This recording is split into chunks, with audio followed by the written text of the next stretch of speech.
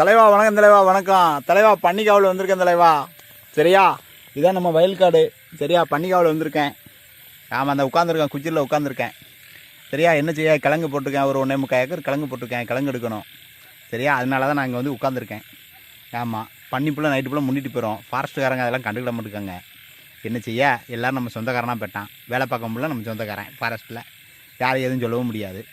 சரியா நண்பர்களே, கண்டிப்பாக ஒன்று 2-3 நாளில் வந்துடுவேன். சரியா, பம்பர் வேறு விற்கணும் எனக்கு. அது வேறு திக்குன்னு அடிச்சிட்ருக்கு. அது 12 ஓடிடலாம். இருந்தாலும் விவசாயம் நம்ம பார்க்கணுமா இல்லையா? ஓகே, சீ நண்பர்களே, பார்ப்போம்.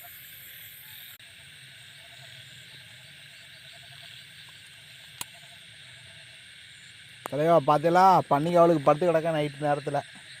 தெரியுதா, இதெல்லாம் நம்ம பத்துக்காடு தெரியுதா. கிட்டத்தட்ட இதுலேருந்து கொஞ்சம் தூரம் நம்மளுடைய விவசாய வேலை. தலைவா வணக்கம். இதுதான் விவசாயோட நிலைமை. சரியா, ரொம்ப கஷ்டப்படுதேன். யூடியூப்பில்